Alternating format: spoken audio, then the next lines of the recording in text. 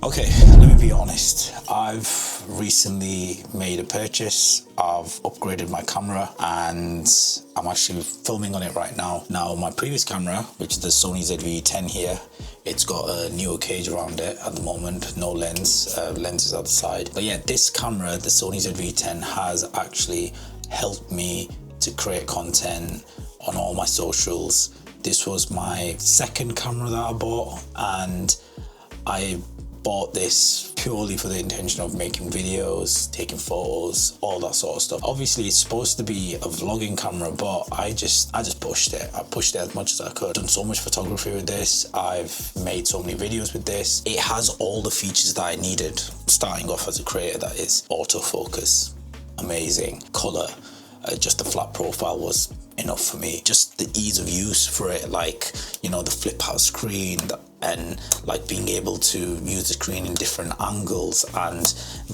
the weight of it, even with the cage, it's not that heavy. Like, just putting it in my bag and taking it on my travels and things like that, amazing. Like, I can't fault the camera in any shape or form. The camera's done really well for me, and to be honest with you, most of like the brands that I've worked with and things like that, this camera helped me to film even client shooting and stuff like that I've done.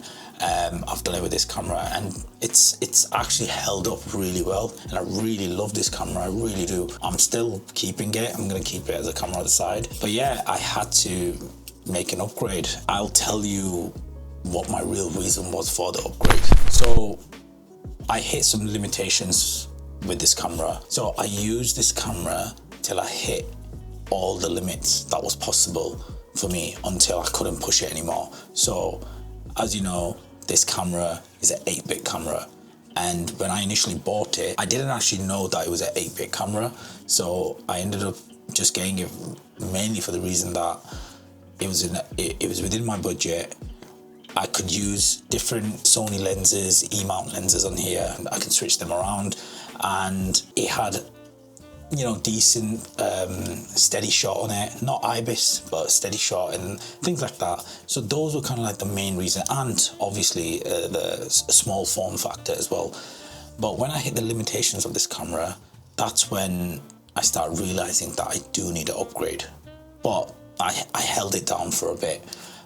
So the main limitations of this camera were, it's not 10-bit. I really pushed with my color grading on an 8-bit camera. So on this camera, I was filming S-Log2, and that's because it was the best log profile to use for an 8-bit camera, especially the Sony ZV-E10.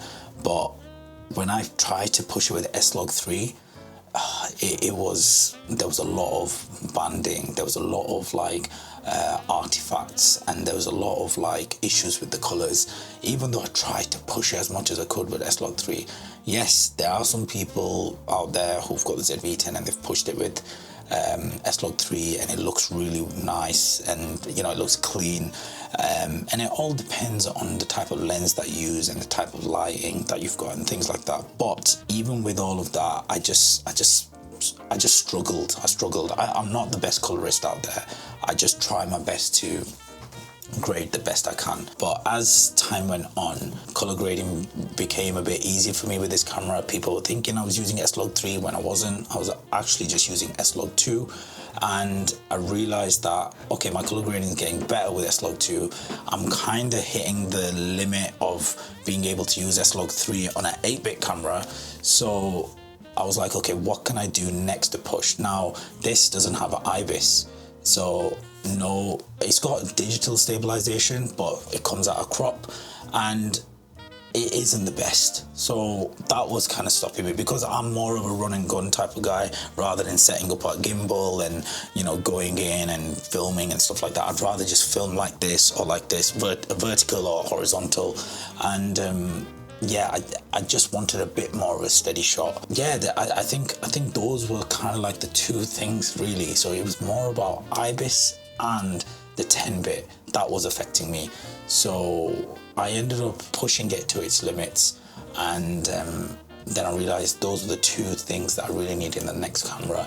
The camera itself is not perfect. It might be perfect for other people, but for me, what I'm trying to create and things like that, it wasn't that perfect camera that I wanted. It started off really well, but then, like I said, when I hit those limitations, I realized that I need a new camera, so I had to go for an upgrade. Like I said, it's not 10-bit. It doesn't have IBIS. It has rolling shutter, and working in low light with this camera, it's a proper pain. There's a lot of noise in the footage. Unless you're using a very good lens, something like I'm actually using the lens now on my other camera, which is the 16mm Sigma 1.4. So with that lens, you can bring in a lot of light, so it used to help. But yeah, so noise was a real issue with this camera. But because some of my footage always has a bit of grain on it, the noise I would, in post, in editing, I'd just make sure that I put some noise reduction on. It used to help a bit, but not much. But yeah, so these are kind of like some of the factors that were affecting me with this camera. But on the other hand, I would still say this is one of the best cameras out there on a budget for a new content creator, or someone who wants to get into content, or someone who's wanting a slightly better form factor of a camera that has everything in it and is a Sony camera. I would say this is a very, very good camera to start off with. I forgot to mention, it's even got it films in 4K. I remember now. The other thing is, it doesn't have 4K 120, and I really wanted 4K 120 for like some smooth, buttery, slow motion footage. So that was the other limitation. But other than that, this camera is perfect for content creation. It helps you make all my videos. If you check on my socials or my YouTube, you'll see that all my videos are filmed with the Sony ZV-E10, and it's done the job. And I still will be using it. I'll be using it as like a B cam on the side, you know. Even if I need to take it on travels and stuff and I don't want to take my other camera, I would take this with me. And even though it's classed as a vlogging camera, I took photos with this. I had no issues with it. Some of my favorite photos that I took with this camera were actually in Japan, and I've shared them on my socials, and people actually thought I was using some other sort of camera, but I always told them that it was actually a vlogging camera, the Sony ZV-E10. So they were quite shocked that a vlogging camera can actually take photos. But you know, it's what you do with the camera and what you want to achieve with the camera. So saying all of that, I've probably waffled a bit. I would say that starting off, and you want to get into content and you need a new camera, or you're looking for a camera within a budget price range, this Sony ZV-10 is definitely a good camera to get. I would highly recommend it to, you know, new people who are getting into cameras. So I would highly recommend it. Even though it's not got 10-bit and things like that, you can still push it. You can still push it to run S-Log3 if you really wanted to. But for me personally, S-Log2 is perfect on this. It works really well. The colors are nice. It comes out really well, and it depends what type of grade you want to do. So yeah, that's my little view on the Sony ZV-E10 and why I actually, you know, used this camera for such a long time, and now I finally needed an upgrade.